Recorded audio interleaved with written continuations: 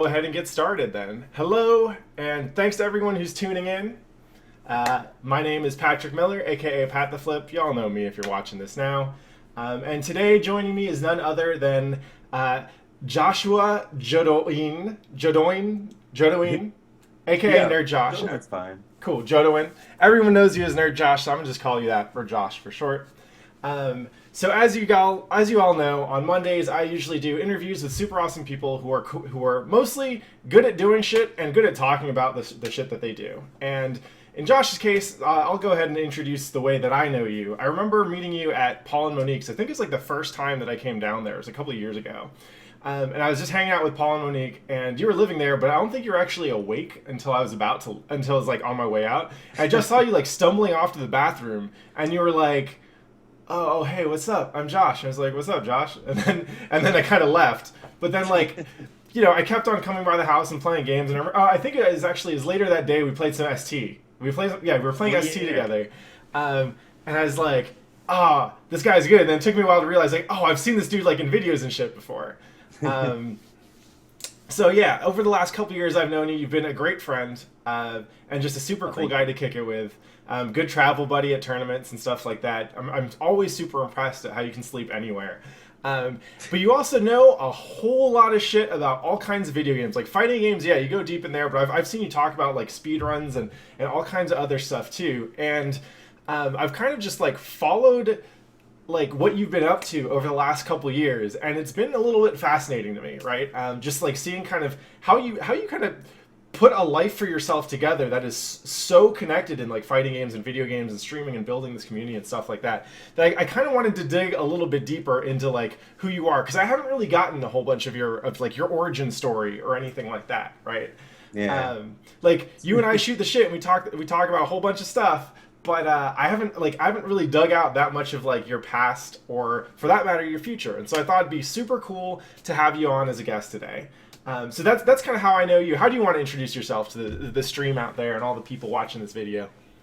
Uh, uh if you don't know who I am, pretty much the streaming collective Team Spooky and all them. I'm one of the members of the original stream core of it. Like Team Spooky was actually an entity before that. They did a lot of long. They would do weekend streams for kind of more niche games.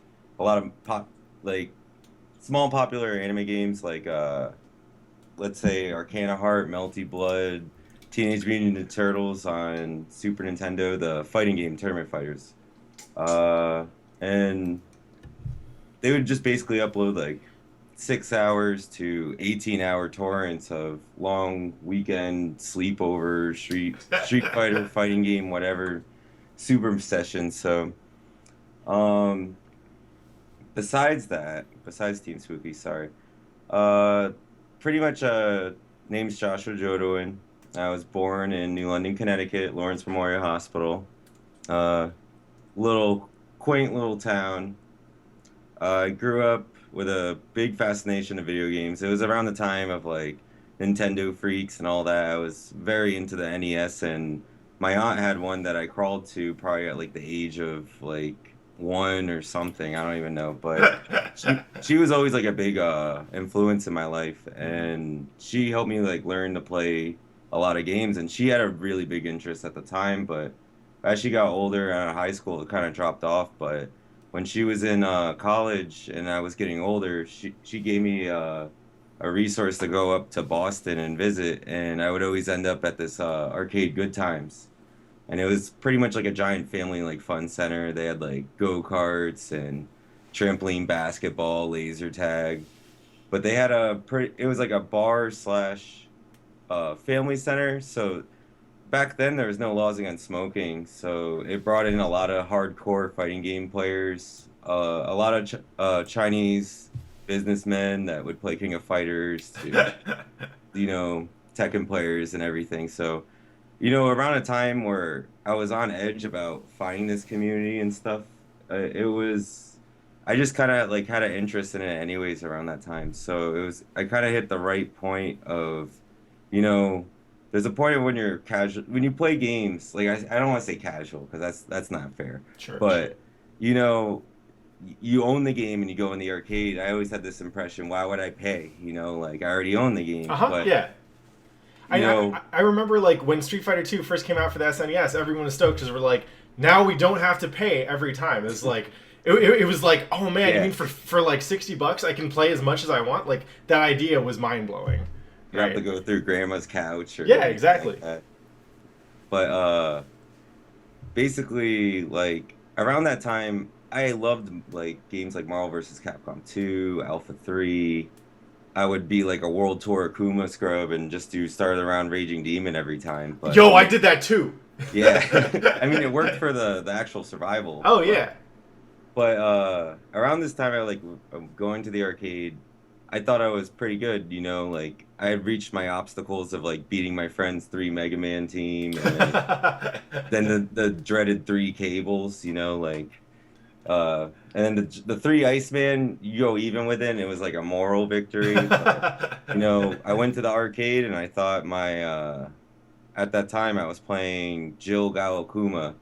I thought I would Okay. do really well, and I ended up getting rocked by this. I think the guy played like Sakura Kentron, or it was. I remember Sakura, but I Yeah. was like I was mesmerized, and it was in front of all my friends and stuff. So I tried again, and then it took me like $1.50 to beat him, and I was so mad. Like I couldn't believe I had to spend that much money.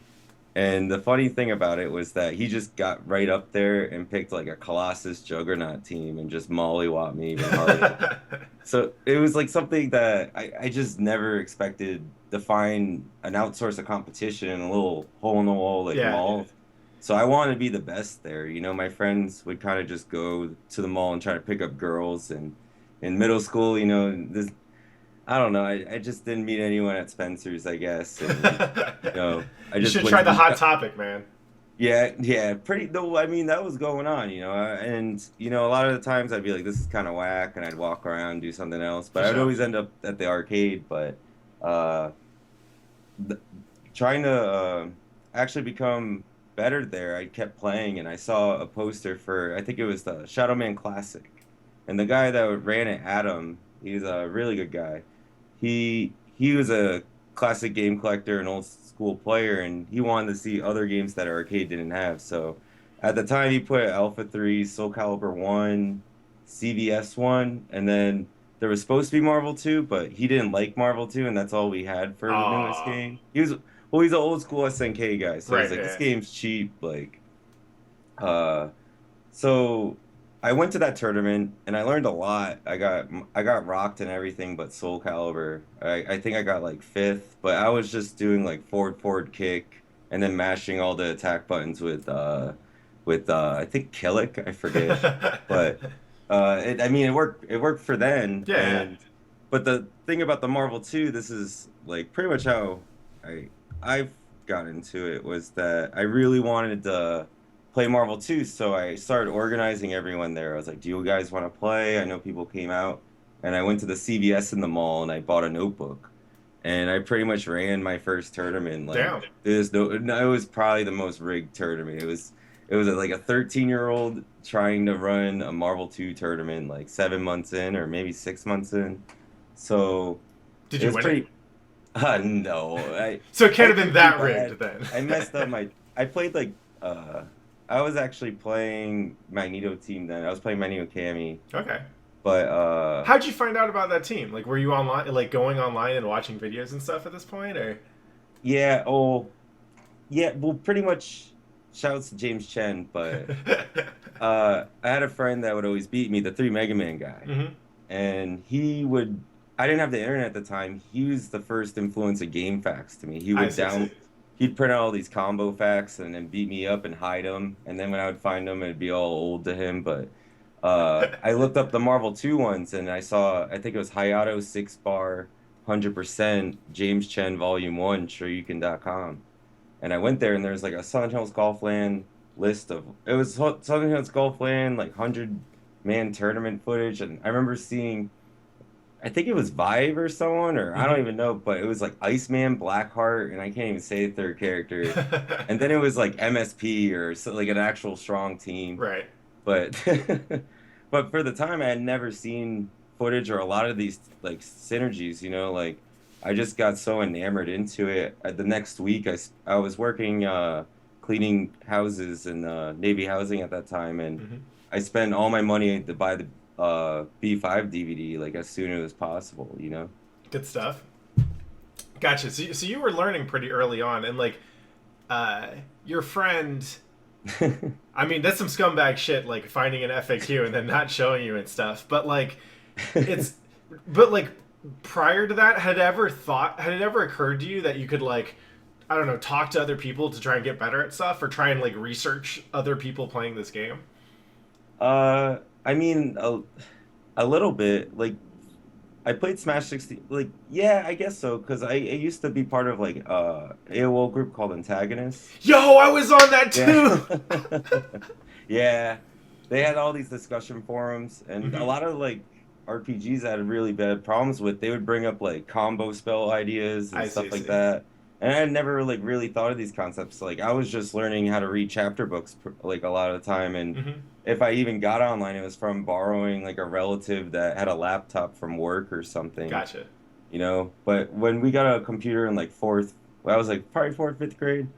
From there until then, like I was definitely like all those news groups and everything. It was just such a good outlet because I felt even if kids in like school liked video games that I enjoyed, a lot of them didn't have the same ones. Like Hmm. we had some common paths, but like online, you could just be like, I want to talk about Lunar right now, or I'm Right. gonna do this. I would always chill in this the RPG bunker. And I could even remember when I stopped chilling there right when I first started learning Marvel, and I had this huge argument with someone like Magneto's faster than Jill, and you wouldn't believe me for like 2 hours. Like it was Damn. ridiculous.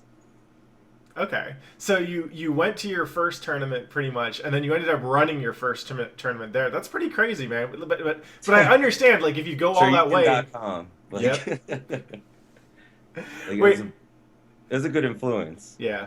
And that's pretty cool though, right? Because like I don't know, like when you look around and see your friends from that era, like are any of them still playing games? There's a good friend of mine, AJ Coggins. Hmm. We used to be like seventh grade best friends, and we would just play Smash to whatever against each other all the Yeah. time. And he still plays, but I'm not sure if he's back in Connecticut or it's still in Mass, but he played a con for a bit. He took a long break. I mean, a lot of these players, like I used to play with Tony B, who's a very good player. He doesn't really play anymore. And Nestor Corchado, he was really good influence over me.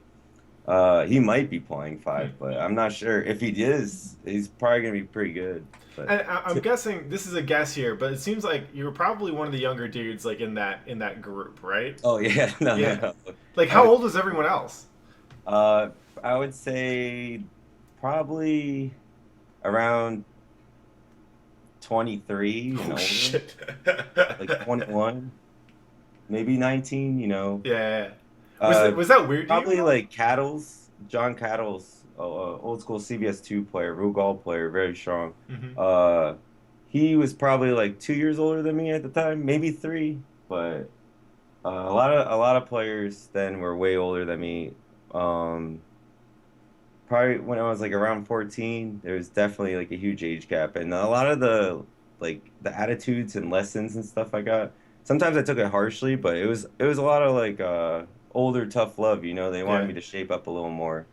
Like if we played at the college, like someone's college dorm, uh, they would all drink, but they wouldn't let me, and they'd be like, "Yeah, right. I'm not talking to your mom, bringing you home after this." Like, so they had their fun, but they were responsible and they didn't do Hmm. anything bad. Like, uh, basically, I'd have to say, like, man, it's a crazy time because we had a good unity going on for a bit, back then. Basically, like, once the arcade closed, we all agreed to play each other's like favorite games. So Hmm. it was like we had a really good CBS2 player, a really good Marvel player, and I was playing Guilty Gear at the time. So to be able to like all play each other's, even though we all went off in a different focuses for Marvel 2. Yeah. And it's not like we didn't play those games, but we tried harder for everybody in each one. And even though we had less players, I think it really Mm-hmm. solidified a lot of like aspects of my gameplay. Yeah, it kind of reminds me a little bit of my days at the barricade, which is pretty much very similar because I started going there in like 16 when I was like 16, 17, 18, and I Yeah, was hanging out with college kids who were mostly like a couple years older than I was, um, and yeah, and similarly, like we all basically played everything because if we only just focused on one game or if we only played one game, then you wouldn't get to play something like 80% of the time, right? Like if all I was playing was CVS2 and no one yeah. was there to play CVS2, then I'm just bored, right? And I it took me an hour to get to the arcade and it doesn't fucking matter because no one's there playing CVS2. So like I play some Third Strike, I play some Marvel, I learned ST, all that kind of stuff. But it sounds like with you, at least that the age gap was a little bit was even bigger. Was that like was it weird to you at all that you could like interact with people who were like 10 years older than you about a shared interest? I mean, I learned really quick. Yeah. I mean, this is how I got my name was because they were just like, "Shut up, kid," a lot of the time. Damn. I was obnoxious, man. Yeah. I was really super hyperactive anime freak that was jumping into Marvel. I loved comics growing up, and I've always been a kid that like I didn't sleep as much as other kids. I know I can fall asleep anywhere all the time, but uh, I'd probably sleep at most like 5.5 hours usually. So I'd be the kid sneaking up with the light off, wait till Mm-hmm. my parents are asleep, and then watch Nick at Night or play mad games. So, jumping into something like this, like during high school days, I got a lot of, I didn't have an area with a lot. So I would play like Calera late night, which Mm-hmm. is it's a arcade emulator that had like a crack server for people that didn't know, and you can just play like ROMs. It didn't have great netcode, but as long as you played under a certain ping connection, it was fine. And like that and just late night training mode all the time. I was a completely different player back then. It was like I had the execution and I Mm-hmm. was studying so much, but I didn't know why I was hitting a button Right. and I didn't know the purposes to like a ground game. I would just like either get jumped in all day or couldn't control the ground and it was always a mess. Like I always had to use like very cheap ways. Like the nickname they gave me at the arcade all the time was the Lucky Turtle Masher. Yeah. So I'm curious, like, what, this is when you're like 13, 14, 15. Like, what else was going on in your life, right? Like, were you in school around then? Like, how did you manage to Yeah, I spend was that? in school. Right, but like, it's like, how did you manage to spend so much time on this stuff? I just didn't do anything with high school kids till my senior year. Mm-hmm. Like I had a lot of friends that I knew from before, and I had some cool friends from school, but I didn't get to chill with them as much. And they'd always be like, "Come on, man! Like come out to the beach this night," or "Yo, there's a secret kegger the juniors have," and I'd just be like, "Whatever." I really want to play Marvel 2 this weekend, or I'm like, "Yo, I have a spot in a car to go to the break." Mm-hmm. Or the Chinatown. Like a lot of the time, at first I was like lying to my parents and just going with these people because they just kept asking me all the time. They would have a crew, and I'd just be so jealous that I would have to just play at the arcade all the time. Mm-hmm. But my mom said that if they came over one day and she met all of them and they were all chill, so she was just like, "Don't fuck with my son, I'll kill you." And then like yeah, but I kind of drew out the line. Mm-hmm. Like I was in a tournament in Hagerstown, Maryland on a Sunday and it snowed and we had to get back and me and this other kid both lied to go to the last Guilty Gear XX tournament. And pretty much we weren't getting like I got dropped off at school in the morning with a note and then my mom was like, "Don't come home, you gotta stay at your dad's tonight." So I was like, "Oh, Damn. I know I'm done right now." Nerd mom going in hard, man. Yeah, back then, yeah. No, I had good parents. And like, do you feel like you missed out on anything, like not partying with your high school friends or whatever? No, well, nah. Yeah. But that senior year, I went out and I tried all of that. Mm-hmm. But it was like after I spent all the summer before to go to Evo 2004, and it blew my mind. Like it's crazy when they did 37th Reloaded there. The room was so small to me, but Yup. But back then, It I'd felt never seen so something big. that big. Yeah. Yeah. And just to see a line to sign up the tournament go down the stairs and how long that hallway was, like Hmm. nowadays you'll see the mass of people at Evo double that, but just like watching the tournament, like Yeah. play back then, and it was such a it was so surreal just to see all these cores of arcade scenes and console gaming coming together and just Hmm. like it was pretty nuts. But I kind of felt like I needed a break for like a year at that point, so I did my little thing, and when I went to college, there was a sick Third Strike community in Nebraska Hmm. at Family Fun Center, so it kind of sucked me back in a little bit, just enough to like keep all my skills honed, and like they had a really good scene there. Pretty much just like playing there, it kept me ready for Street Fighter 4 by the time it came out. Like I wasn't investing my time to go into 4, Hmm. but I was definitely like stopping by and playing arcade whenever I could, like in a probably like a basis of like 3 times a month or something. Sure.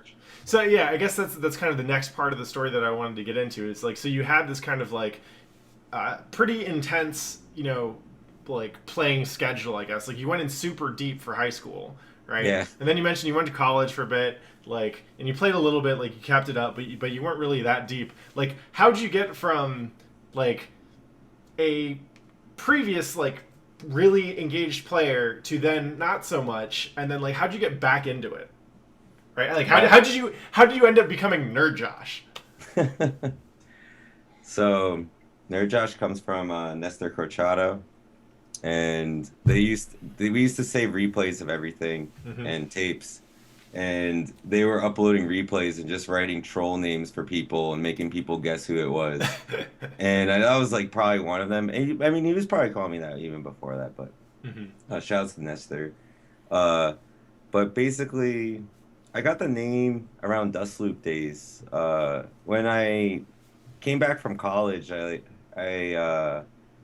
I was working and there was arcade Tokyo Game Action, and around this time, I had been playing for 4 years through like from let's say like 2001 to barely 2005. I was playing pretty seriously, Hmm. and taking that break, I like got really into music and a lot of art, books, and I really wanted to put video games out of my life for a bit because the most constant thing in my life at that point was like playing everything. I just Right, was so right. enamored by it.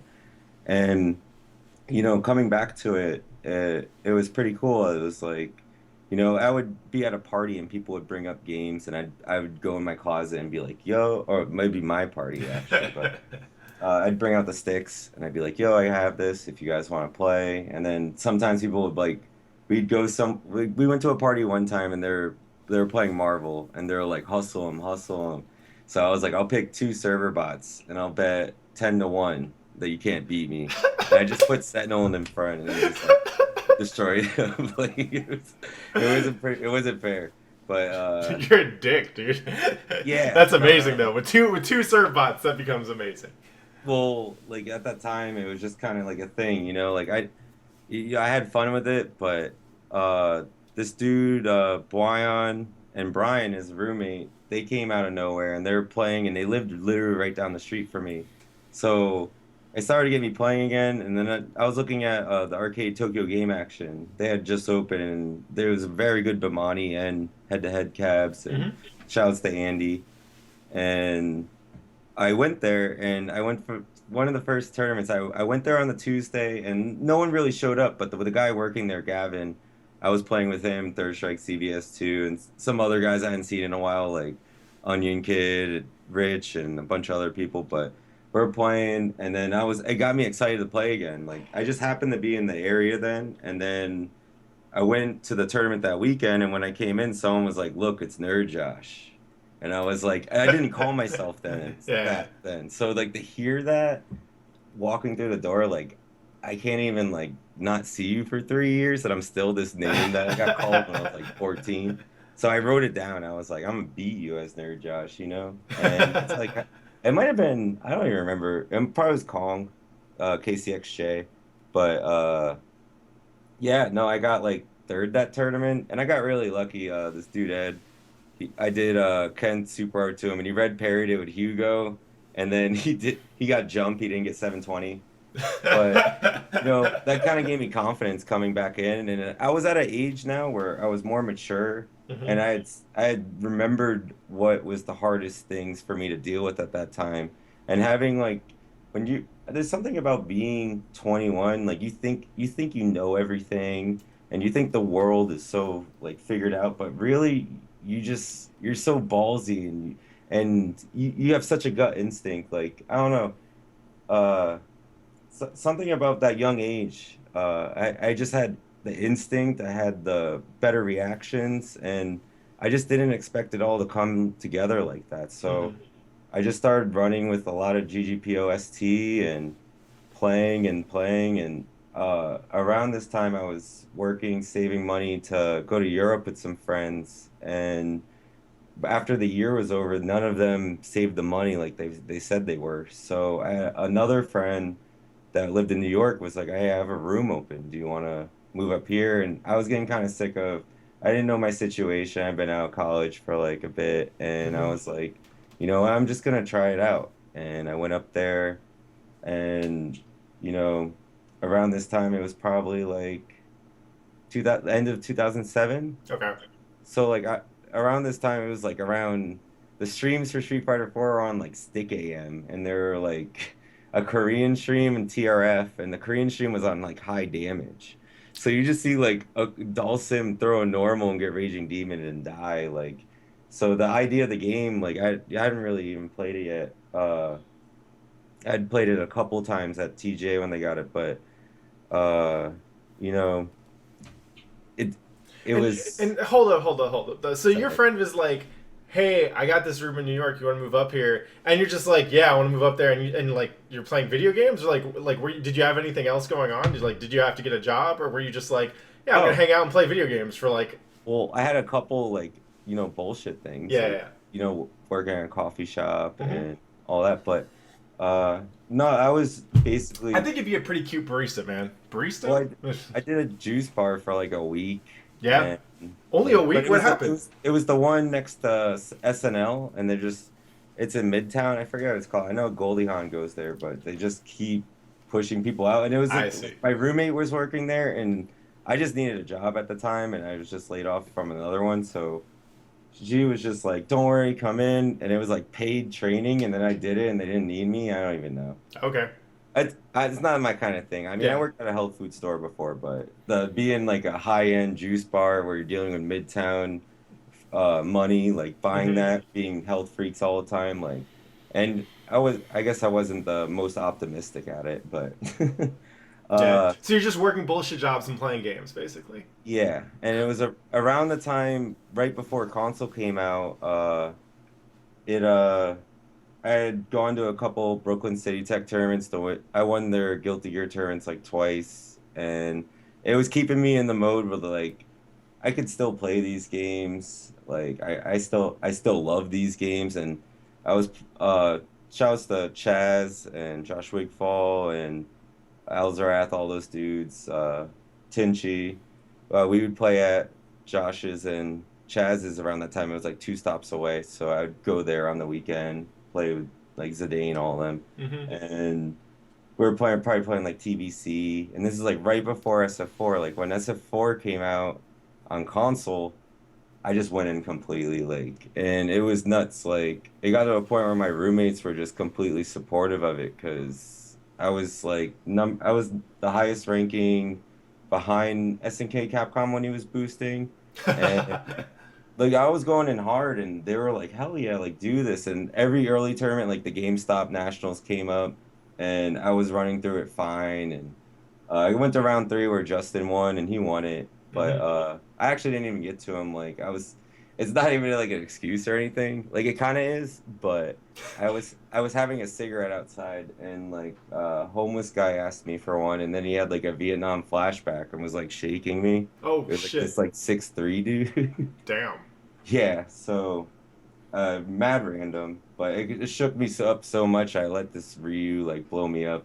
I never got to see the guy again, so I don't even know if he was good or not. Hmm. But then you had to like play on the pads on the Right. Yeah. Yeah. kiosks, and I mean it was like no Johns, but it was definitely an interesting situation. But that kind of got derailed at round three, uh, stage tournaments to qualify. But I kept playing, and I was doing pretty successful, especially when Justin moved to Cali around the same time Arturo was still in Japan. So when he came back, he had noticed that I was doing pretty good, and I was in my young age, I was pretty annoying, and I would always harass him, and I looked up to him. Like he was a very good alpha and CBS player, and Hmm.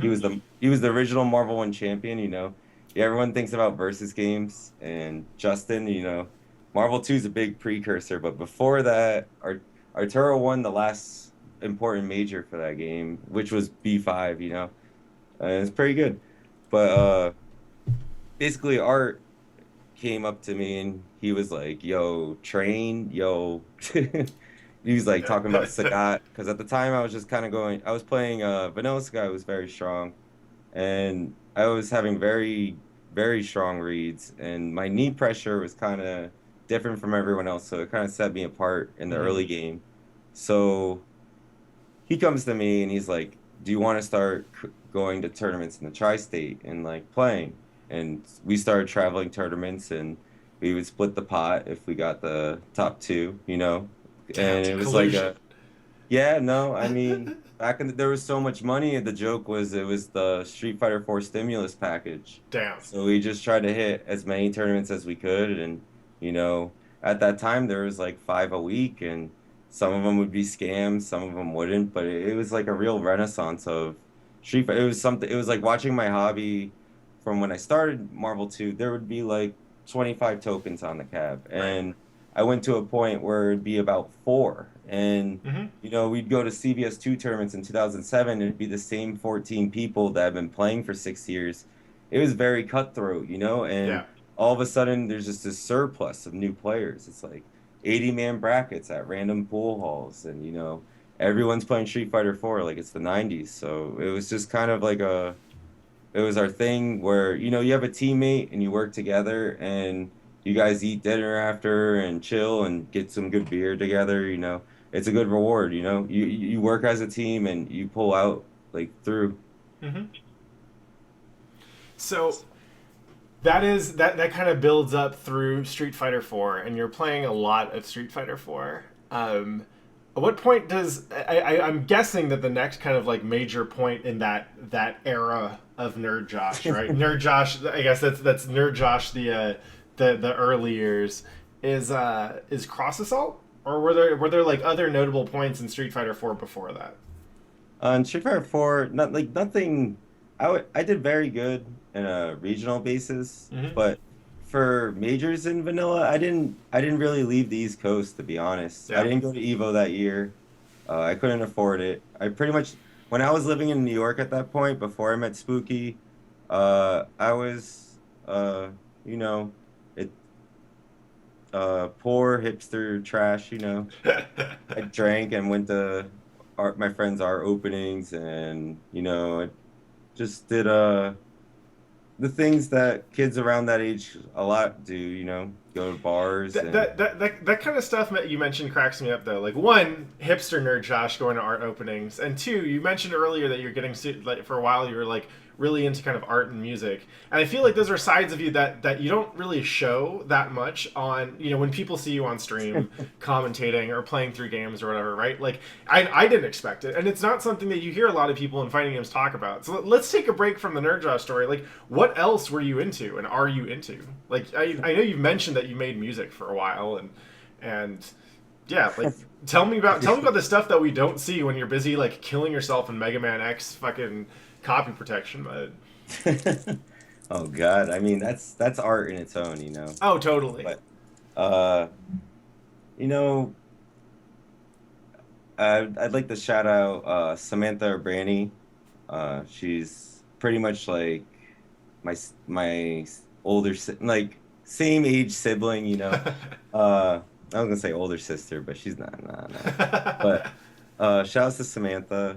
Uh, she's she was like my first crush in seventh grade. And, Dole. yeah, and she Cute. liked like other music and stuff like that. And around that time, like in southeastern Connecticut, besides the arcade, there wasn't a lot to do, so a lot of us kids, we kind of got together as like punks, and then we just were each other. We were just like whatever we were after that. Like I like rock and roll, or I like this, and we would go to a lot of local music at like VFWs and stuff like that. We had a venue called the LNG, but at one point it ended up closing, and it would reopen at times under different owners, and it's still doing that, but. Hmm. It's had some bad owners, I'll say that. So like there's been times where I didn't even care. But around that time, me and Samantha, we built a really good relationship as friends, and we got to the point where we would just go to shows everywhere and go travel, and you know, before I went to college, I took a year off high school to figure out what I wanted to do. And around that time, when I had free time, we would plan out really cool stuff and visit friends at other colleges and check out like a really cool show, like go see Ariel Pink in Hampshire, or just like random stuff like that. Go see Lightning Bolt, but which is like noise rock. But at that time, Sweet. yeah, in like 2004 and all that, it was like new music, and you don't think about how old you are when you first get into stuff, and then it goes Yeah. to other. It's like it's not even that far, and kids get so pretentious. It just became this thing where the internet was opening my eyes to a lot of music, and I just wanted to dive in and listen to everything. And uh, So did you go deep in music the same way that went deep in fighting games, or like I mean, we used to. I got it to where all the kids that well, we weren't kids, we were probably like 20 at the time, but we kids?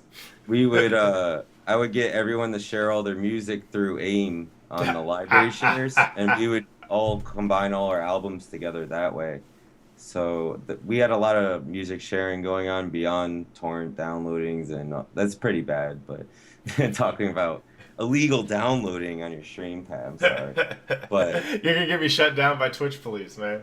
no, like and like I guess I don't like sounding pretentious, but I was really into like surrealist art and futurism, like Wyndham S. Lewis, Blast Volume 1 and 2. Uh, So like, what drew you to those? Right? Like, did it feel like it was coming from a similar place as what you find in fighting games, or is this just a part of your brain that like you don't talk about very often? it's definitely a part of my brain. Yeah. Like I always had an obsession with doodling as a kid. And I've never thought of myself as that proficient in drawing, Hmm. but I when Flash came out, I got really obsessed with making my own cartoons, and I That's would cool. yeah, I never like published anything, but or put it online really. Just a little troll videos and stuff on Newgrounds, but I would actually go in and like take a lot of time and make little cartoon things, and uh, you know, at a little point I started doing like pen and ink for a bit, Hmm. and I would do random stuff like I'd go outside and just look at the clouds and see how the shading would work on that and mimic that, and then I'd try to draw a completely different thing out of that. So, I Man, guess that's that's like awesome. training mode or something. I Yeah. don't know. But for me, it was like therapeutic. Yeah. I'd come home from work and it'd be like a nice day. I wouldn't want to be inside anymore. Like one thing about New England winters that it builds you a tough skin, but I start feeling like I'm going into a box to be stuck in a box for a while, and then Hmm. you're traveling from one to one. I feel so enclosed at one point.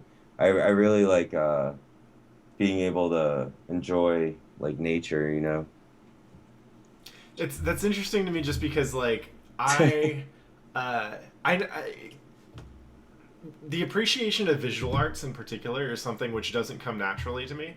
Like I can I guess the best way to explain it is I was talking with my girlfriend Irene, she makes comics, and she was telling me how like she can give me a page of a comic and explain how each panel is drawn and laid out such that it like a good if they're good at it, they can kind of guide your eye along a path, Hmm. right? So that there's this path that your eye reads the image, and it should be like it could be that the clouds framing one shot lead to a tree, which leads to a character, and then Yeah. so on and so on and so on. I was like, that's really interesting. When I see a comic page, the first thing I see are the words. So I Yeah. always read all the words first, and then I look at the pictures. Which from what I understand is actually pretty strange. Oh, really? Yeah, I guess. That's how I read comics. I Right? read it, but then I get so like I'll look at all the little things about each panel after. And so when I hear how people get into stuff like visual arts or doodling or anything like that, I'm always interested to hear how, right? Because it's not something like you can give me a picture and I can kind of comment on it, but it's all stuff that I've learned how to do. It never felt like something that came naturally to me, right? Or like Yeah. even that the interest came naturally. I had to kind of cultivate that consciously. That's really cool, man. How about your music? Like, have you ever put any of that out there? I mean, there's the vampire song, but I've released it a couple times as a joke, Mm-hmm. but it's kind of controversial in some Oh ways. boy. But not really, but it's really corny. Um, but nothing I would say.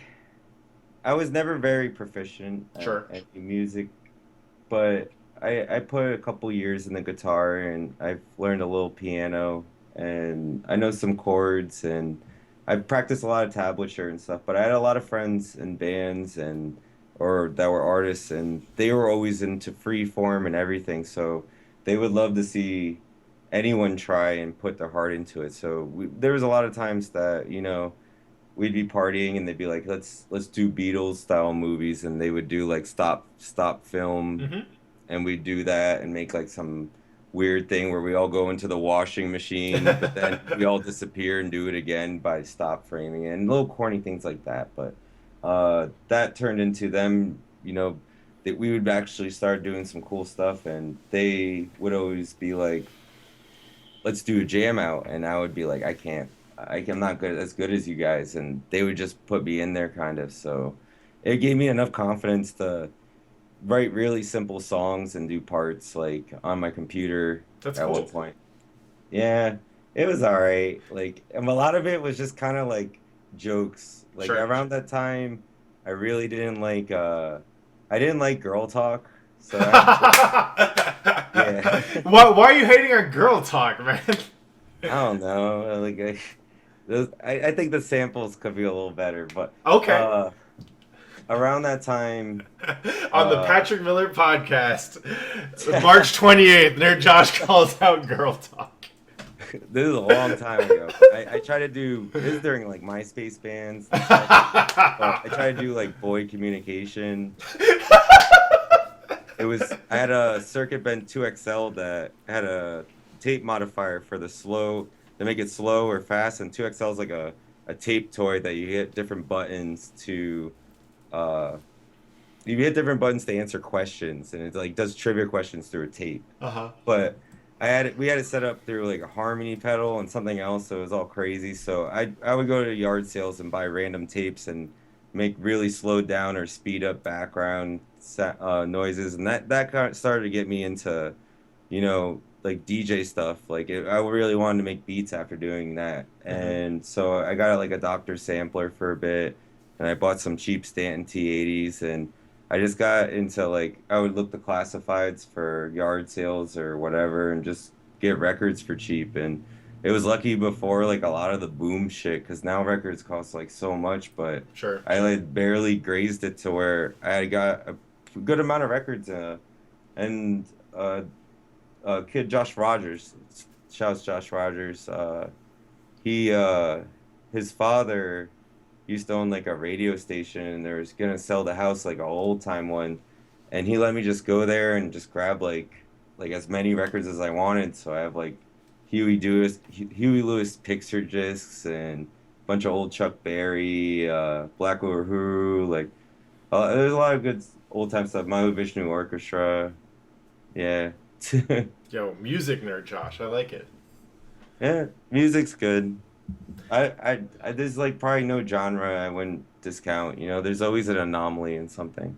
Mm-hmm. So, is is that something that you still kind of explore, or like do you have an outlet for that side of your life, either like making music or just listening to new stuff, or like the visual art side of thing, or like was that kind of like that was the time to do a thing and you kind of put it on the background since then?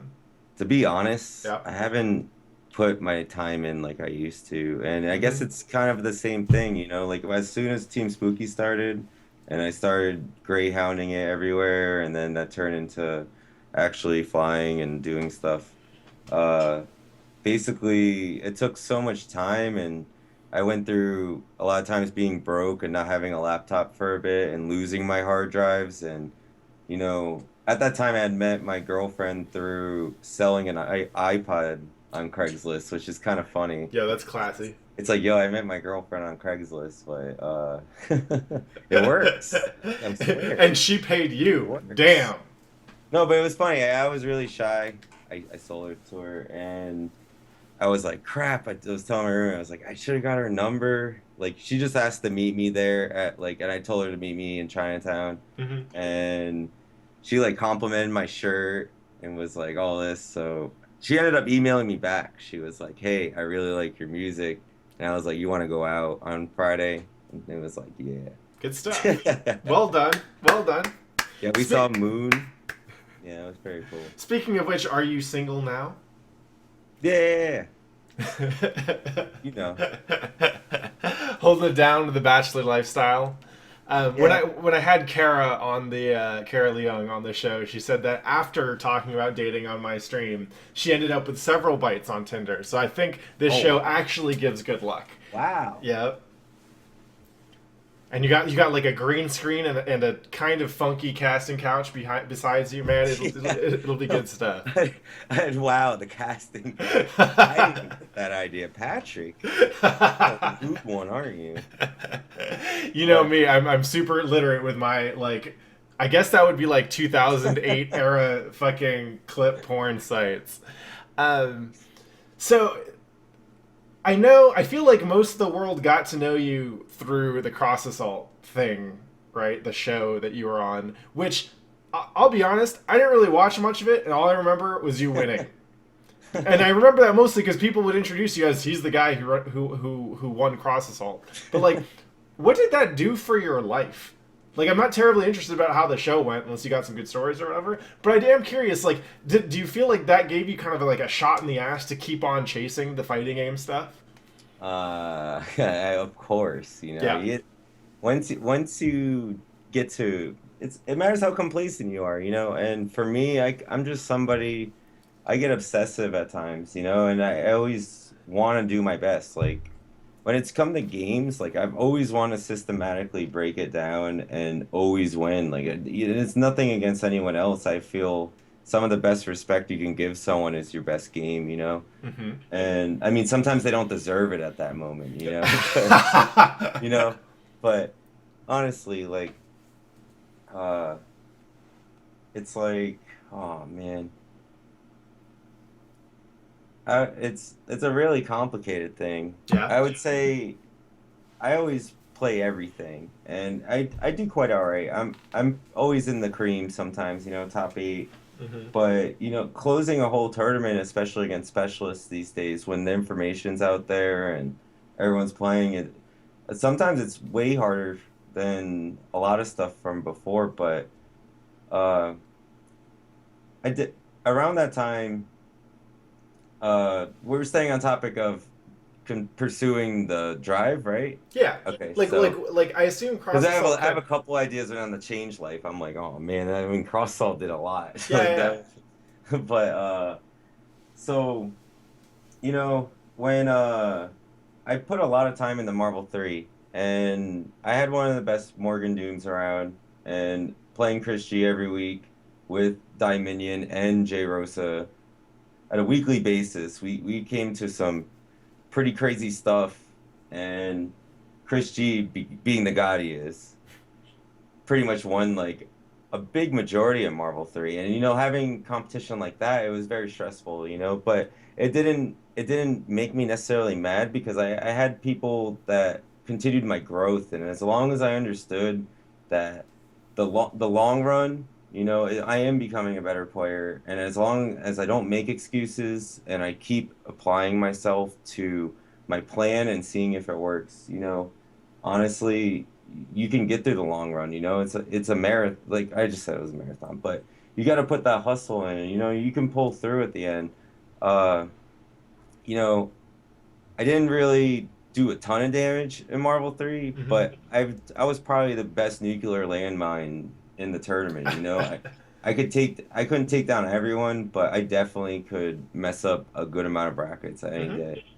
Um, like having that and you know, coming out of it, I had a pretty frustrating Marvel 3 2013 or 14. And I was at the bar at Evo and I was sulking and that was when Jan got top 8. I was like buying him a drink and he stopped drinking but because he got top 8, he was like, "Yeah, that's a big deal." Yeah. And honestly, we were there, and I don't remember the player, but he was from France, and he came to me, and he's like, he knows my last name's French, and he asked me like how French I am, and I'm like, I'm white trash, I'm sorry. But he was like, oh, there's a lot of players over there. We know who you are, and you're good. You got to stop spreading yourself so thin. Like you play like 6 games, and like, how do you even have the time to do that? And I I really took it to heart, and the next year I applied it the Guilty Gear, and I pretty much got top 8, with the exception of like 2 tournaments the November, Hmm. and I had only, well, actually, let's say 3, but I had only been playing Elfelt for like 10 days at Frosty Fausting the first time. Fuck your But Elfelt, by the way. yeah, it's all right. She's gone now. I've been playing so much 5, but no, I'm waiting for Revelator right now, Hmm. and I'm really liking Street Fighter 5. Uh, honestly, I think it's pretty well designed, and it took me a while to see certain things throughout all the matchups, but for early game, I could see where they put a lot of thought into the frame data and everything. It's pretty interesting. So you've been kind of chasing the professional competitor level of competition, right? Like, I mean, you're like the way you're describing, you're like, oh, I made top 8. Like, recently you've been third, Josh, and I've been third Josh for a while. yeah, Like, but it's so I look at it and I look at what you're doing kind of from the perspective of someone who like early on, I thought, oh man, maybe I'll be able to win some tournaments. This was in like 2002, 2003, like when I was at kind of the peak of my CVS2 ability, right? And I was super deep in tournaments and I was like going out to Golfland whenever I could. And then I ran into Ricky Ortiz and she yeah. took my money every week for like, several months. And then I went to my first Evo and I played Ricky first round. Oh man. Yeah, that fucking sucked. To Like this first day, round, like pools. literally in pools, first Oh, round, play Ricky. that's rough. Yeah. I think if I remember correctly, my first Evo CVS2 performance was lose to Ricky, beat 3 random scrubs, and then barely lose to Flo. Um, Wow, you got class. That's a Team Glitter original right there. but like, so in my pretty much after that moment, and it was mostly like it was Ricky that broke me. It was Ricky where I was like, against this player, I don't get to walk forward because all I eat are just like like crouch medium or stand medium claws to the face. And Yeah, and there's this point which I was like, I'm never gonna be that good. Like I can get better, and I will get better than I am now, but I'm never gonna be that good, I right? actually had a similar. Yeah. The first time I played Ricky, I had the same thing happen. She uh she had come to a tournament in Fall River, Massachusetts, and around that time, Dron would take our money in CVS 2, Hmm. and I wouldn't be able to beat contest, but like sometimes our better players could get at him. But watching Ricky take advantage of the Vega Sakura matchup, she would at that time there's a glitch with the rolls. They're invincible in the startup, so you could cancel the startup frames of the roll to a special, and you'd gain the invincibility from the roll. It's called roll cancel. But yeah, wow. But RC basically the jab RC would be safe against it would be safe against rolls, and it Hmm. would pretty much go through like crouch medium kick, crouch medium punch, and a lot of hardcore Vega footsies. So it would make Vega have to if you committed to the heavier fireballs which did more block stun and more damage, it would make him commit the roll. So Hmm. then when you would mix that up with the jab one, which you couldn't roll past, it became this rock, paper, scissors game that if you committed, you kept hanging yourself late game. And I never really thought about that. Like just putting them at a range of classic stand roundhouse footsies and taking advantage of it, and then playing with their reactions with those two options to where they don't feel like that they had a way out. It was kind of ridiculous to watch someone so dominant to me be toyed with like really easy. It became pretty much like a rigged game of rock paper scissors, Right. and I literally felt like I hit a brick wall. Like, I felt I'd been playing for 2.5 years competitively, and I was a scrub, and I can't believe I wasted all this time. And, I've been hitting these normals like an idiot. Like they were all right. I suck. But it was at the same time, it was okay, because I knew now that I know this, am I just gonna give up and beat myself up? No, like it hurts, but you gotta hold that L and let it out, and then you rise up. Like that's how you do it.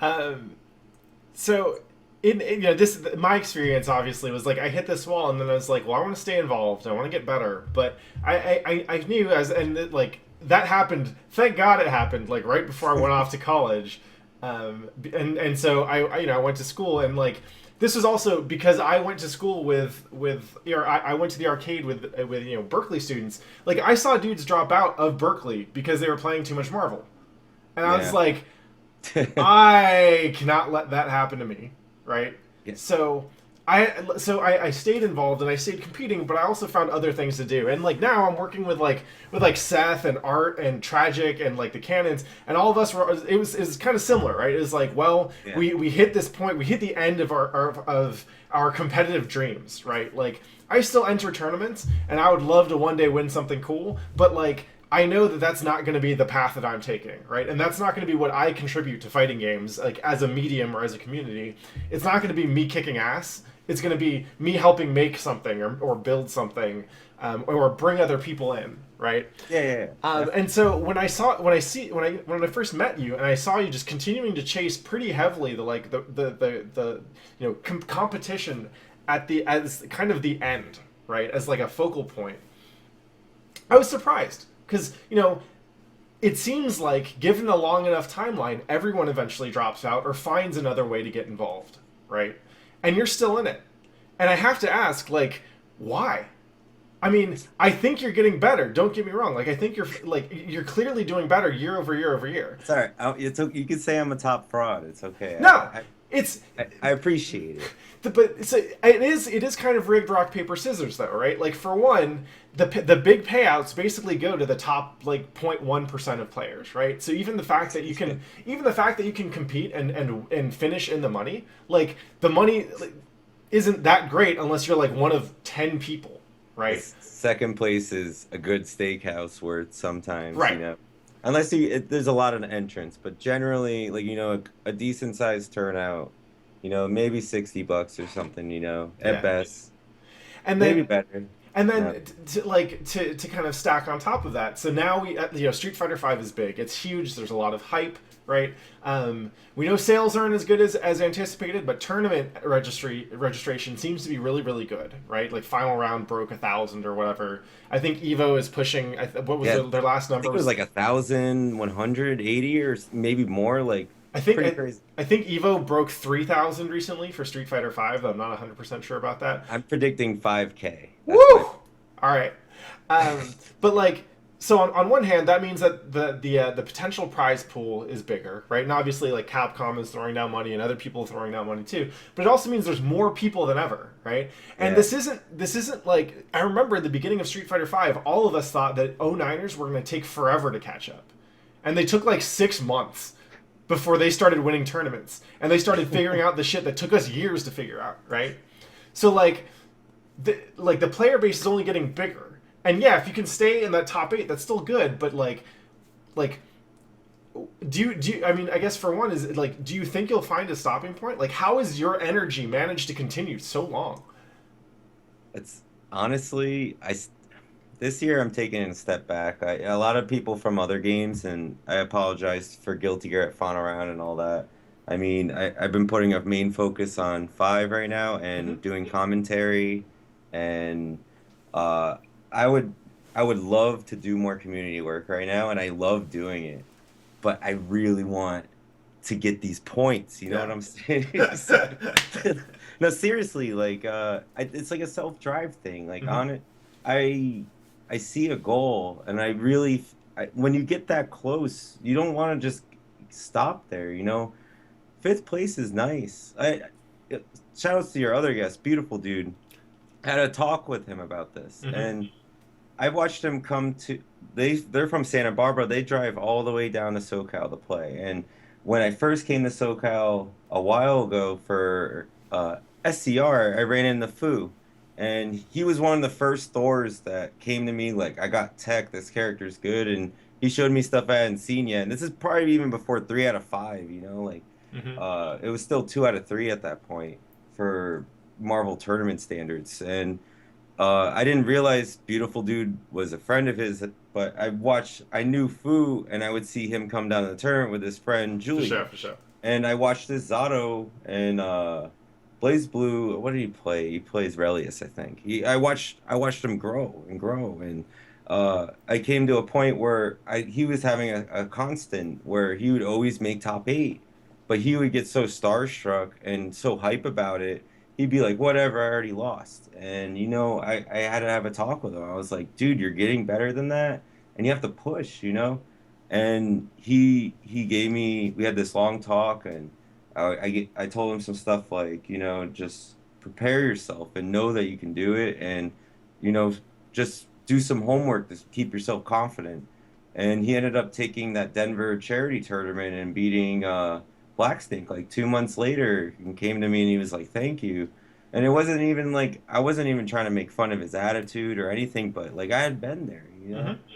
I had come through the ranks and looked up the players like Justin Wong and Alex Valle, John Choi, Arturo, Eddie Lee, like Ricky, like all these players I would want to beat so bad. And I even got chances where I was like this close, and I really feel like I couldn't, it Yeah. wasn't in the cards. It wasn't that they were necessarily better than me right then, but it was my attitude that was pushing me forward, and I wouldn't let myself, Hmm. And you have to push past these mental barriers. We talk about meta and strategy all the time. When in sports, meta is everything that's not the game that's affecting you, and that's definitely part of it. A lot of people don't realize what they're thinking about next to someone that they study all the time. It puts a lot of pressure on you. Yep. So you're you're getting closer and you're getting closer. Do you think you like what happens if like you win Evo this year? Do you think you've had like Wow. like so serious question, like do you think Yeah, at that point you'll stop or will you keep playing, right? I can't Like stop. And you I'm could in have CPT. all right, well, let's say you win that too, motherfucker. Okay, I win. Wow, Evo and CPT. You become first Josh. Wow. I don't know. I would like probably. Oh, maybe I would start a streaming like building. I don't know if it's an establishment or a gaming house or whatever, but I would probably work towards some production thing, or maybe go in towards actually trying to make my own game or something. So But you it's I don't know. I'm talking to you now, and it feels like you can't stop until you beat Bison, right? Like you got to see the ending, and then once you see the ending, then you can do something I else. may end up looking like Bernie in the picture you sent me. The full Dr. Wiley, the young Dr. Wiley, I don't Hmm. know.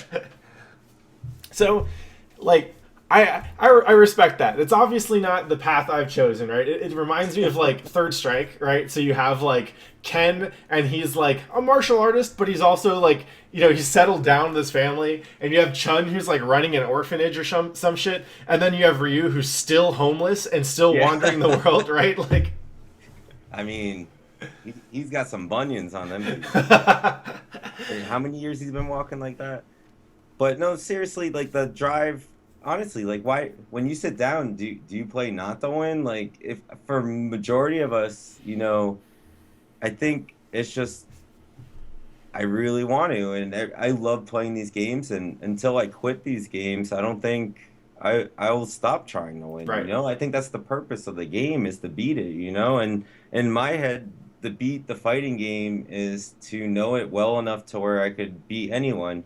I'm known for a lot of late signups, and sometimes it's based on deals, but I don't necessarily feel that it's a bad thing because if you expect to win a tournament anyways, you got to beat everyone, Hmm. Sometimes you get hooked up on a bracket on counter matches and how many times they have to play it, but if you don't go there with the intention of having to play your worst match first game and you only have to play them one game less than a long set, like that's not that bad. Like if even if they're a better player than you, we had a term back in the day, it's called 7-3 matchup, win the three first. Get all Sure. winners Yeah. Yeah. points. Yeah. Like I mean, it's not realistic, but I mean, you can pull all the cards out and then use that as like you use that to set the playing field, and then you can like tighten up and try to mess with them a bit, but it doesn't work all the time. But I guess what I want to know is like, so your dedication has been remarkably like pure and straightforward and simple, right? And not once in the hour that we've been talking has it ever been has have you ever shown anything remotely resembling doubt that this is anything other than what you're supposed to be doing and what you want to be doing. Like that conviction Yeah, is impressive, right? Like every time I go to a tournament and I lose, like I'm reminded that I am incredibly grateful that I have other things in my life because in the times of my life where I've almost nothing but Street Fighter, when I'm focusing all my time and emotional energy and then I lose anyway, I feel like fucking shit. yeah. And if I go to a tournament and I've been playing a lot, but I've also been working on and like doing martial arts or hang out with friends or whatever, then it becomes like a fun thing to do, right? Like I don't have like whatever it is you got, I don't got it. Um, and so like the next question for me then is like what do you see yourself leaving on the table? Like what do you feel like you could be missing out on, or what are the aspects of your life that you've had to change in order to be so focused on competing in fighting games? Honestly, I'm pretty scatterbrained. Like, I have a lot of thoughts at once, and Mm-hmm. it goes really fast, and it's really hard for me to sort my thoughts sometimes. Like, to have one idea and go with it. Sometimes I have to really discipline myself. And growing up, I just had a lot of good people teach me how to take certain notes and stuff like that. And when I'm really trying to get stuff done, like I really need a planner and I have to write everything down and I take it step by step. And, I just kept working with that, you get yourself, you look at one thing and you just want to work out all the idiosyncrasies or whatever. Uh, when I play a game and I see something that looks like something from another, I'll always try it, Mm-hmm. and let's say that like there's a glitch or something that exists this way, I'll just do it. And sometimes these games they don't know all the buffer systems and all that, but I'd say like what am I leaving on the table right now? A lot of I'm not doing as much math as I used to, and like basically my goal for right now is just to do my own schedule a lot better, build my own branding back up. But I want to do write-ups and show my experience and help people more and do a lot more content. Mm-hmm. So what are like if we had like let's say we had a time machine, right? And we go Okay. back and we see what alternate Nerd Josh looks like in a world where like no one Oh, shows up to play Marvel 2, right? Or you don't win Cross Assault. Like what else do you think you could have been doing? Does it all come back to video games for you in the end, or like are there do you ever think like, oh, there's an alternate world where I was like a fucking DJ, or I was like making beats with Kanye or some shit, like I mean, because and I ask this because the amount of work that you put into a fighting game and the brain power that you put into it is not something to be taken lightly. Like, you do a lot of really, really intense and nuanced and sophisticated stuff on that. And the stuff that you're just describing now, right, where you're talking about how like you feel compelled to take lessons from one game and experiment in another, or that you feel compelled to kind of map out all the different possibilities when you're working on something. Like, the fact that you apply that work on fighting games, I just want to know, like, what else do you think you could have done with that brain? And not to say it's wasted potential or anything, because I absolutely think the stuff that you're doing is beautiful, and I respect the shit out of it. But I do want, I do want to know, like, what else could you have been doing with that? Let's get to that, Pat. Okay. So, when I was in high school, uh, I was really into science. Like my freshman year, I did very poorly, and I wasn't doing my work. I was playing a lot of Marvel. Like you told me your Marvel theory, where like if there's a an algorithm or anything, it'd probably be Marvel equals zero or times zero. But I mean work times zero with Marvel. But uh, I used to volunteer for like Jason Project, which was we had a marine biology thing where Bob Ballard, the guy that found Titanic, he bought our aquarium, and while the aquarium wasn't as cool as it used to be, it became a really good research facility. Mm-hmm. And we would go out after school and use the Coast Guard Academy boats and naval boats and take sand sediments and stuff like that. And I was really interested in uh, a lot of that. I love the ocean. Like honestly, I spent a lot of my times looking up like old ocean, like just ocean cryptids and um, I really like just concepts of weird sea animals. Like not talking about aliens or anything, you know, or mermaids and stuff. But I mean, there's There's just a so lot of much weird cool shit in the stuff. ocean that we haven't Yeah, seen. just looking up videos of like oarfish and stuff like that. You know, like I spent a lot of time like really investing myself in just loving sharks and stuff like that, you know? Like I could definitely see myself in the tanks, even though it scares the shit out of me. Like I kind of like the rush of doing something you're not used to, you know, Mm-hmm. and having to adjust. Okay, so marine biology. What else? What other possible nerd Joshes are out Uh, there? I We have mean, Shark Josh. how about yeah, I guess Or maybe a better question is like, so now you've spent a good chunk of your life playing Street Fighter and other fighting games. Street yeah, Fighter Two recently celebrated its honestly half my life. That's crazy. yeah, and It's very crazy. possibly even more than that if you consider like Street Fighter Two came out in '91, Yeah, yeah, right? yeah. So But like I would just count the three Mississippi and do Sonic Boom, you know, right, yeah, like out with loud, you know, it's obvious. like, well, if you charge down back though, then you don't know if you're counting out for a Sonic. Yo, mind games, right? But Too like, much tech, dude. so like I consider the start moment of my time in fighting games as my SRK join date, right? And that was 15 years ago. So I've spent half my life in fighting games, right?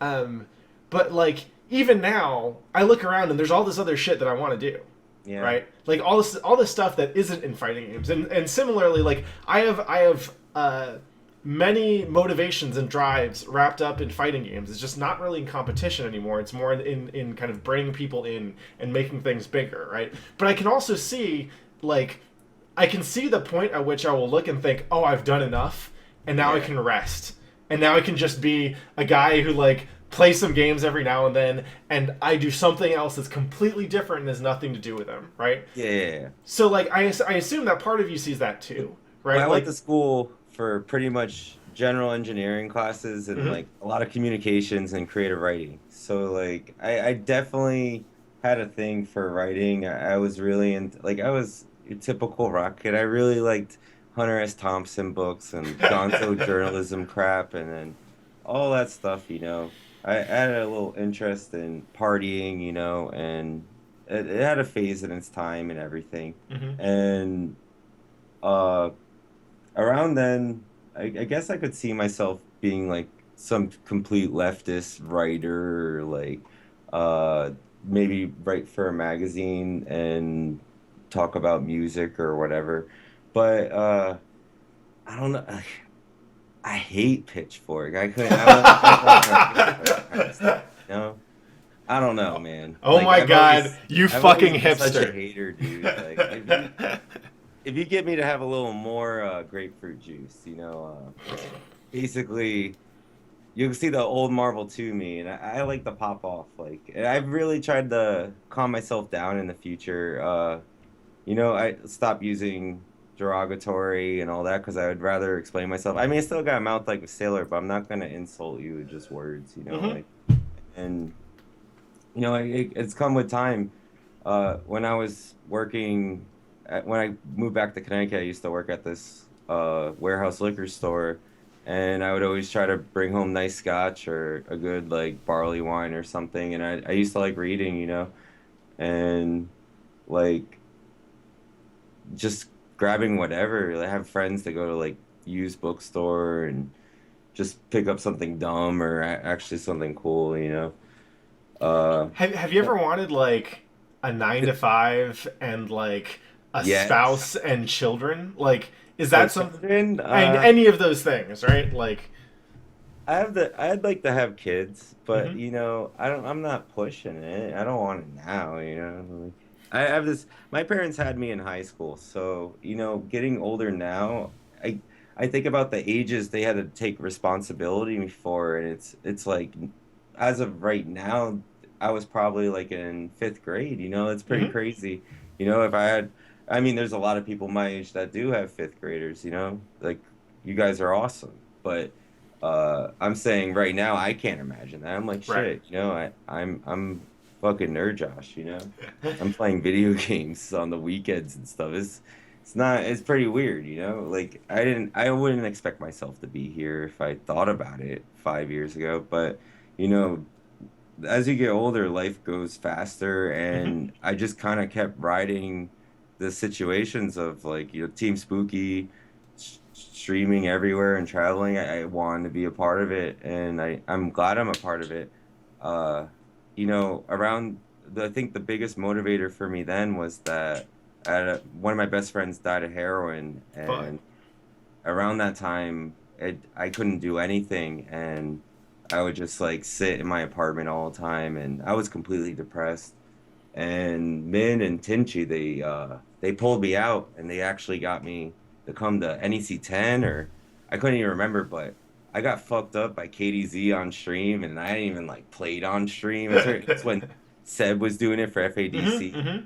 and I was just like, I felt like I didn't feel bad, but if the come back into the community and not even tell all these people all these problems I was going through, and they took me in as their own and drank with me and all that. I couldn't even have a drink without getting upset and crying around that time. Like I wouldn't like bawl out, but I couldn't control the tears, Sure. that was my boy. Like it was crazy. And friggin' like for them to take me in like family like that and get me to they were so concerned that I wasn't living, and these are people that wanted to beat me all the time. And I mean, we're boys, it's way past that, but I didn't know them past the games, and I knew we all had the same vision of trying to win, and it really meant a lot to me. And around that time, my apartment got bed bugs, Fuck. and then starting with the Team Spooky stuff, like after all this, I had friggin' I found out that they had bed bugs, so I was like, oh, I'm gonna get the hell out of here anyways. But then I found out my roommates were squatting and knew about it through other people because it was some illegal contract studio apartment with like I don't even know. But they were using my money for other crap, and I just got really pissed off. And Damn. I That's was cold like, blooded. yeah, well, whatever. It's another story in its own. But I was sick of all that crap, and I had lost a friend to all this. And well, it's not that I ever done any of that crap, but I would go out and party and drink and smoke and rock and roll, it got me in a phase where I didn't even want to drink, and I just it wasn't that I had a problem with substance or people that used it. It was just it just made me upset, that I had lost someone that I could have tried harder with. And for that, like, you know, those guys, they really helped me out, man. And but the apartment thing, so basically I just got really mad. And around that time Spooky was just like, "Yo, you can stay on my floor for till you find a place."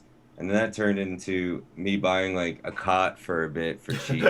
And I was going to tournaments with them like every weekend, and we're getting gigs, like the Ustream stuff blew up, and we did that 24/7 super. And I just, I'm not gonna lie, like I fucking checked it out and I wasn't like I was living in an ideal situation, but I was doing what I wanted and I stuck with it.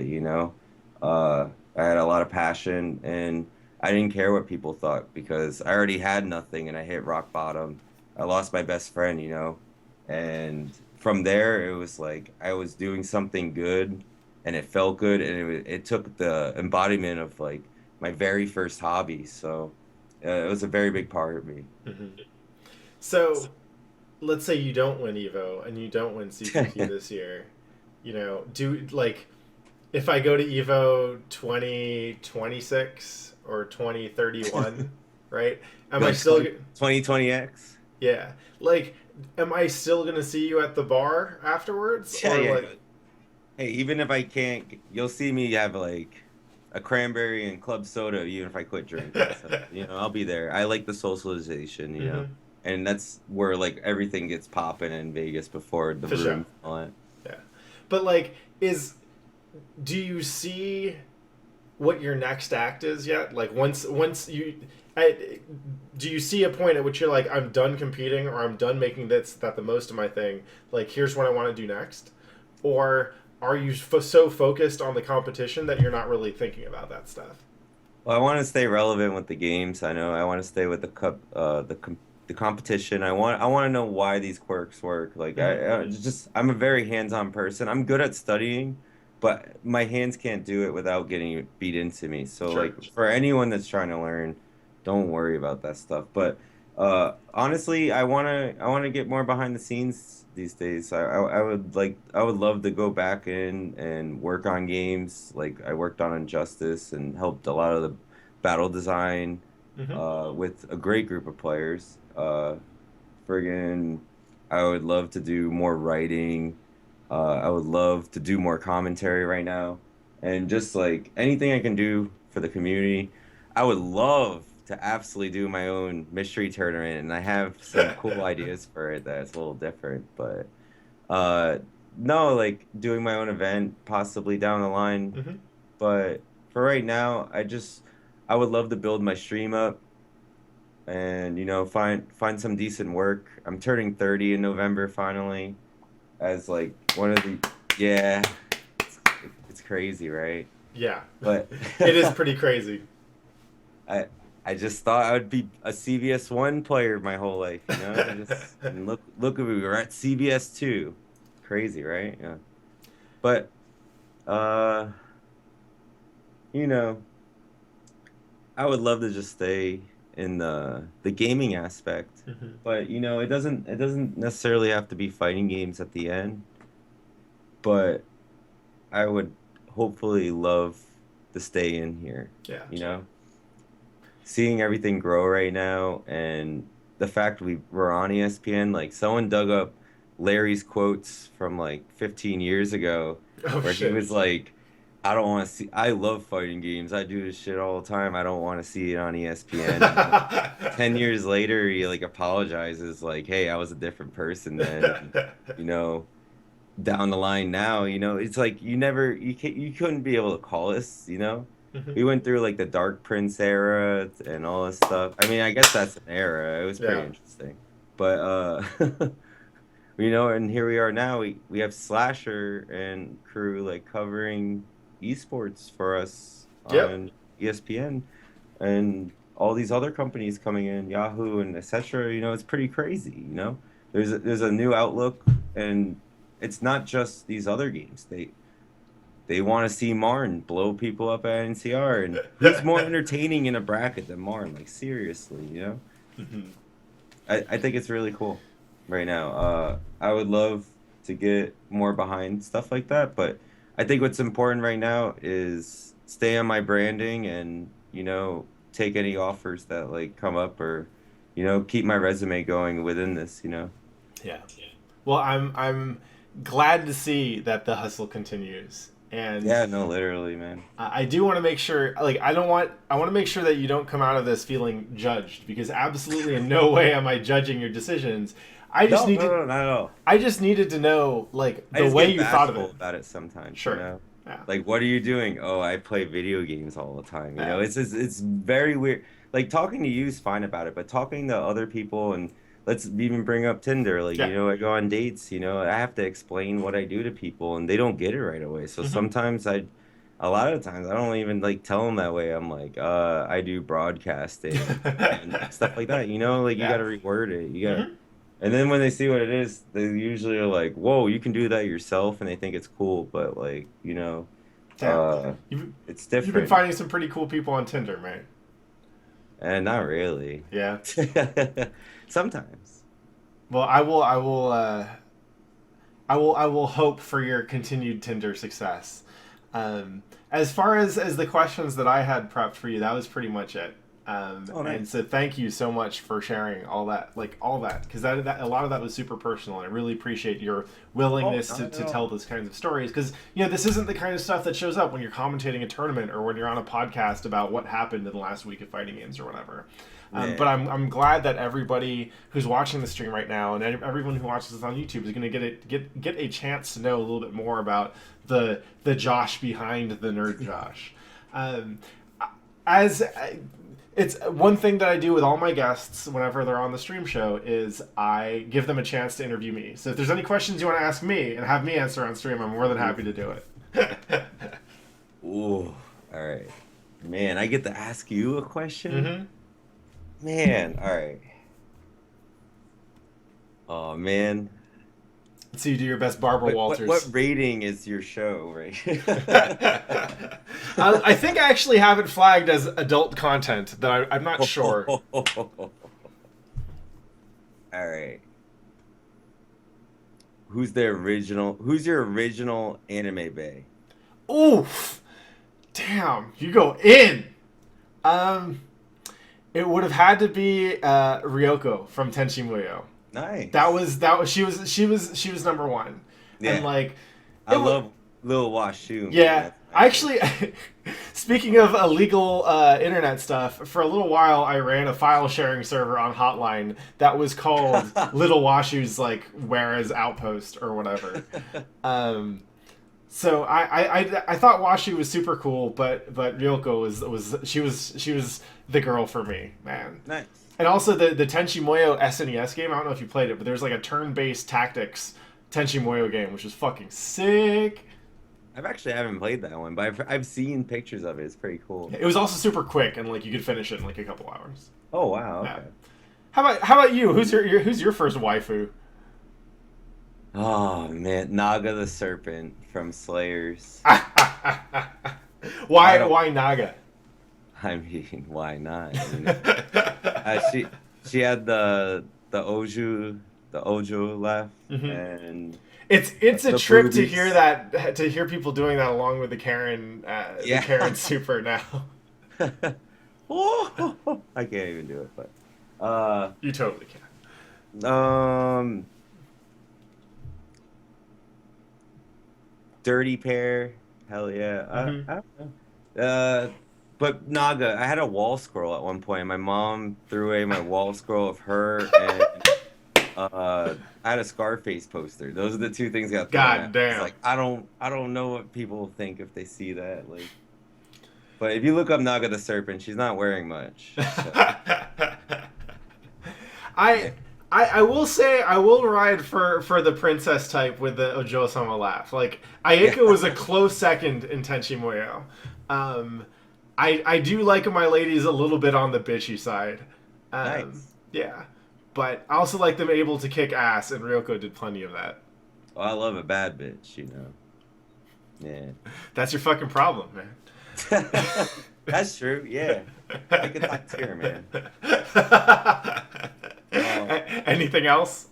I can sit here and answer questions all day. This is fun. All right. So, what was your most horrible moments of playing video games as a kid? Like, what game did you try to tough through and it just ate you away growing up? Man, so I haven't talked about this with a lot of people, but Well, wow. I mean, you don't have to. no. I feel this is we're in good company. I feel safe. Okay. Did you ever play Lufia? Yeah, the first or second one? So the first one. Yeah, the first one's really hard. Yeah. So I played the first one, and it was like my first RPG. Yeah. Right. And so I was like, I was getting into it, and the other thing was my dad would only let me play video games for like an hour every day. So like Lufia took me about 3 months to play. But the reason it took me 3 fucking months was I don't know if you remember this, but there's this one set of caves where there's multiple entrances from the overworld map, right? Yeah. And so you have to go in one entrance and you explore part of it and you hit a switch and then you go out and then you go through the other entrance and blah blah blah blah blah, right?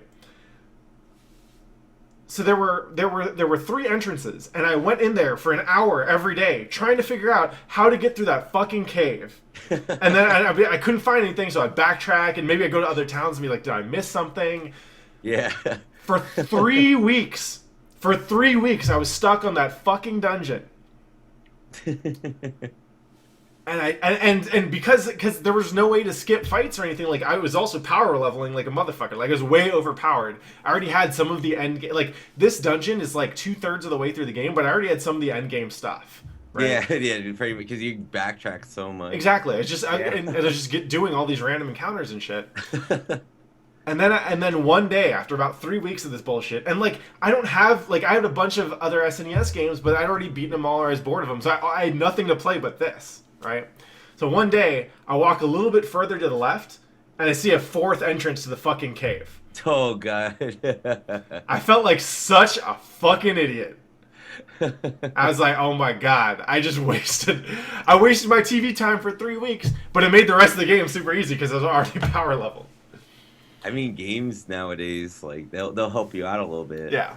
Like, the design around, like, even, like, Super Metroid, like, it's not a very hard game, but if you don't pay attention enough, you could get stuck in the water level beating it like a masochist the whole time, Yeah. Trying to double jump. I did that shit with Final Fantasy VI was the other one where like I fucking love that game. But my first playthrough, I got stuck on Rexol, in World of Ruin, right? Yeah. So there is an actual pattern to that shit, right? Where like there's the 2 souls and he comes and he goes and eventually I think you're supposed to figure out that like the boss comes out whenever one of your party members dies. Yeah. So you have to like kill someone and then do damage and then he goes. I didn't fucking know that. I had no idea. And so I was stuck there for about a week and then I was like, well, I guess I need to maybe I got stuck, maybe I'm missing an item or something. So I started from the very beginning of the game. I just like let that save just go. restarted. Yeah. And I lost about 40 hours on that save. And then when I got to the Rexol fight again, I made sure to save in another slot just in case I got stuck again. I realized that I had taught someone X Zone. And so I was just like, maybe this will work. And he just and I won instantly. And I was like, you mean I just motherfucker? Yeah, Vanish X Zone. Not even Vanish X Zone because he was already vanished. Right? Oh yeah. Yeah, because he's not there. So it just catches him, and then you win the fight. And I was like, you. That's freaking great. Yeah, fucking. Definitely some shit where now if I play that as an adult, I'd be like, well, I'm gonna go play something else for the rest of my life. Yeah. Yeah. How about you? What are your moments of shame? Bayou Billy. Word. That game drove me crazy as a kid. I didn't beat Battletoads till like high school. I had to come back to that. But that game as a kid drove me nuts. And how many fights over the snake fight with 2 people? Like that was not nice. I didn't play much Battletoads. I did play some Battletoads versus Double Dragon. Yeah. You ever play Fester's Quest? I used to play that a lot. No, I saw the pictures of it in GamePro, man. It's just like a really bad Zelda game. Mm-hmm. Trying to think. I used to play a lot of Castlevania 64. Okay. I always saw that game got bad reviews, but it seemed like it had some cool shit to it. I always liked it. I Yeah. don't know. Um, what was I thinking of? Oh, Symphony of the Night was one of those games that I came to like much later. Yeah, I had never beaten it the right way for like years. Damn.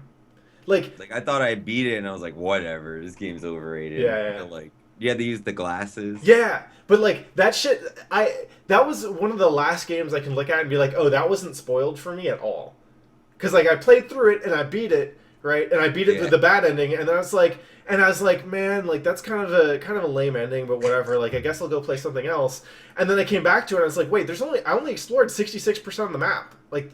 I wonder what else is in there, and then my mind, I went fucking deep for like a week, and my mind was blown. The upside down castle. Yeah. But I was just like, that was one of the last moments of like youthful innocence for me in a video game.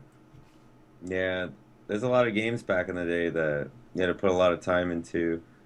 I mean, they couldn't be long. It was just they had to make it difficult. Like, Yeah. so you ever played the Magical Kingdom? And it's based off of Disney's like actual Disney World. Oh shit!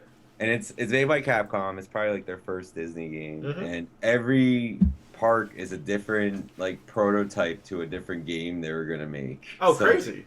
Yeah, so it's like somewhat all right, but at the same time it's shitty. Yeah, it's also like bad.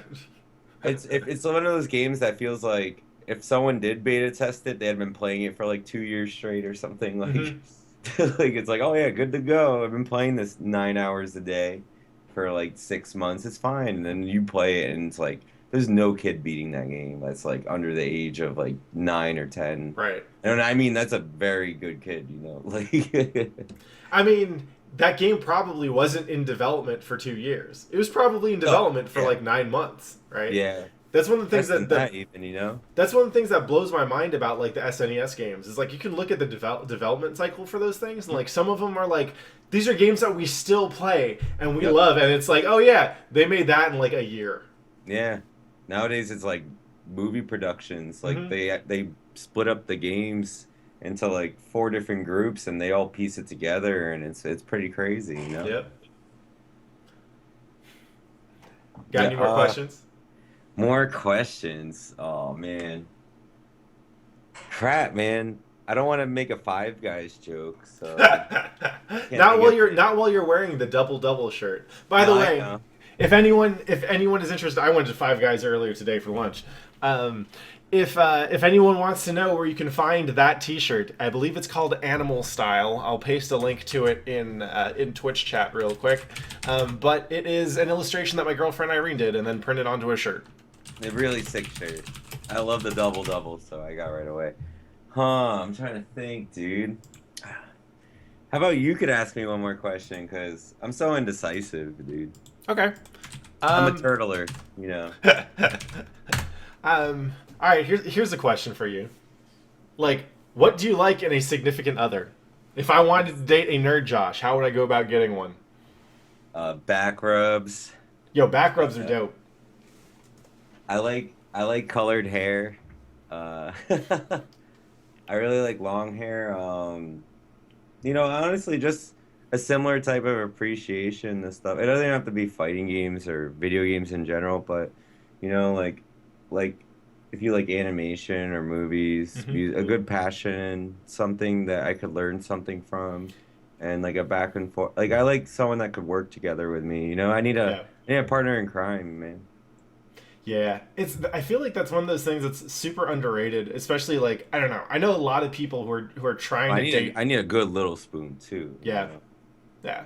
I need the spooning to be flexible, right? Like you need to be able to go both ways in the spoon direction. Someone in chat says long red hair, a wedding dress, guns, and explosives. You son of a bitch. Gotta be a bartender, you know. No.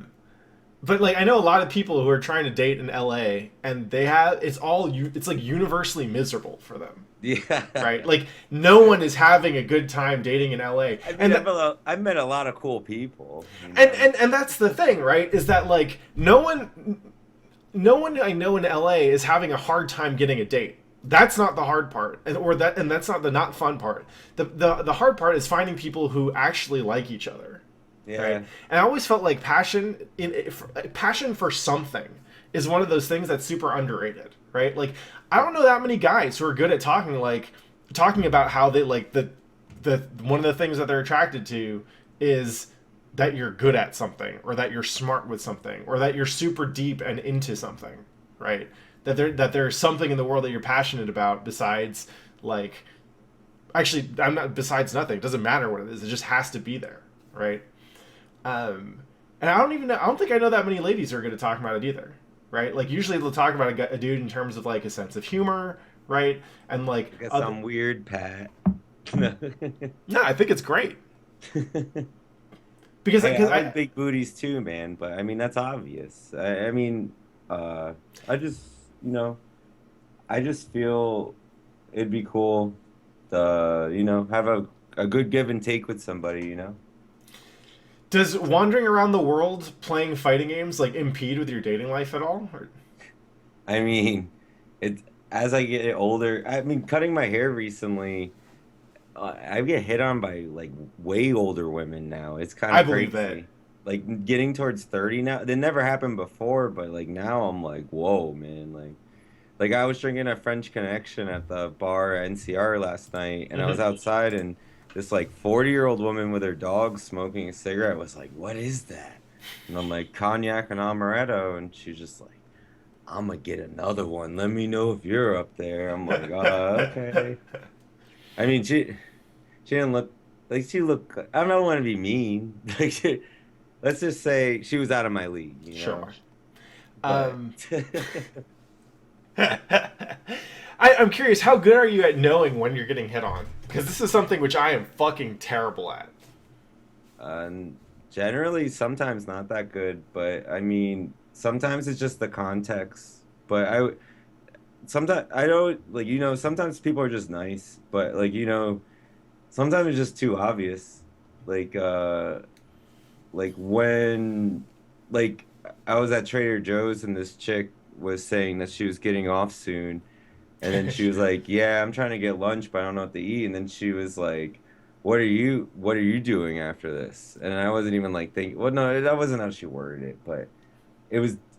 I'm trying to think of what she did say, but it was definitely like it went over my head. Like, and then when I did realize it, I was like, "Yo, I just got back yesterday, and I'm grocery shopping. I want to go relax in my bed." Hmm. So I didn't give a Yeah. fuck. That's a good place to be though, right? Where you can realize, man, I got hit on and I totally biffed it, but whatever. I want to go home and eat some of this like Trader Yeah. Joe's instant Indian food and Hey, take a because nap. sometimes it's like, like let's say you've been single for a while. You really want to date, and a lot of times it's fun, but sometimes you have those ones where it's like you're chewing on tinfoil and it just keeps getting worse. Or it's like you keep trying to talk about something and they'll just answer with one word every time, and you're Yeah, like, okay, like I've been there. cool. Like, I know I'm just saying, like, coming over here, I was trying to be an actual girlfriend for a while and it didn't work out. So now it's just I do my own thing and I try to meet people and I'm just realistic about it. I don't, like being older, I just tell what I want in a relationship and a lot of times they're like, why can't we just call it this? And I'm like, I need some more time. Hmm. And I'm not even trying to draw it out. I'm like, it's been like 2 weeks. Like, you're not my girlfriend yet. I want to know who you are. And so if I feel they can't handle that right now, it sucks, but I just kind of keep it going because I just don't want to run any BS right now. And Yeah, I'd rather just be truthful. So that's just how I am right now. that's respectable, man. I just want to see someone cool for a month. It's not like I'm even being promiscuous right now, but you know, it's fun being single too. Yeah, I think once you can get used to it, it's not bad. Um, Yeah. I am. Let's see. There's something else I wanted to ask you. Oh, since so right now you're staying with Paul and Monique, and you're kind of back Yeah. in SoCal after being gone for a while, but eventually they're trying to move out. Yeah, they're moving at the end of summer. Yeah. So what's your deal? Are you gonna try and stay there, or? Yeah, I'm just gonna, I said those other roommates I had were squatting, so I got the same idea that they can't kick me out. So I'm just gonna march on. No, I'm just kidding. But um, I feel honestly, that's I why don't know Monique's parents, who I think own the house, right? It's her mom that owns the house or something. yeah, I think Uh, it's her mom. I'm not even sure. yeah, I think yeah, actually it is her mom. I'm yeah. crazy, but I am sure. But that's why I've been trying to look for new work right now Hmm. and take myself more seriously this year. Honestly, cut my hair recently. I've just been trying to step my stuff up. Around the time the Twitch position came out, I started to redo my resume and Show. everything. Even if I have to take like a BS QA job or move to NorCal for some crap or whatever, and not crap, some beautiful investment in time and effort. Uh, I would definitely take an opportunity like that right now. Hmm. I'm I'm keeping the field open, but hopefully I get back to a routine schedule and get my own stream stuff going. And while I do that, I'm just trying to invest a little bit late game and work on my resume, I got you. for new positions. Yeah. Well, cool, man. I'm Yeah, I super. guess so. I've been super happy to have you on the show. It's been a while in coming, but I've been looking forward to this for a long time. So thank you so much for taking the time, man. I really appreciate it. No, thank you, Pat. I really appreciate it as well, man. Like to include me on this, and I've been watching week to week. It's been a lot of fun, man. Yeah. Well, talking with people like you is the reason why I decided to do this stuff. So I'm glad I could finally get you. And of course, to everyone watching this, whether you're watching on the stream or you're watching the video the day after or the week after, whatever, thank you so much. Y'all are the reason I do this, especially the repeat viewers. If you are new to this stream, I try and interview cool people who have neat stuff to say about the stuff they're good at and stuff they're not good at and whatever. Often about fighting games, mostly about video games in general. So if that sounds like something you're into, go ahead and give me a follow. I try to do this Mondays at 7. Damn, Josh with the Mega Man taunt right there. Try to do this kind of interview stuff Mondays at 7 o'clock Western time, and then the rest of the week I'll usually stream fighting game stuff. And man, now that lobbies are a thing, right? Like with multiple people, you and I should hop into a lobby for some Street Fighter Five. You can wreck me up a little bit. I'm down, dude. If you want to play anything, when we get lagless CBS 2 online, that's fine. Man, Yeah, you know right? that's what I want. Shit. Yeah. Or next time you're up in NorCal, we'll just stream some CVS2 sessions. How about that? I got stuff Yeah, like right behind me. I gotta come up. Yeah, I'd love to do that. sweet. Well, thank you everyone for watching. Thanks again to NerdJosh for showing up. Next week I'll have an entirely new guest, and in the meantime, give me a follow. You can watch some Street Fighter V stuff. In honor of Marn's run at NCR, I'll be playing Mika all week. So Nice. yep, she's like the character that I probably would like the least, but yeah, I'm gritting my teeth and bear it. So, oh, and yeah, so all of y'all who are watching the stream, if you came in late, don't worry. The video will be up at youtube.com/pattheflip, so just check it out there. Take it easy, y'all. Thank you so much. Have a good night. I'm trying to go get some food or something now. Peace out. Mwah.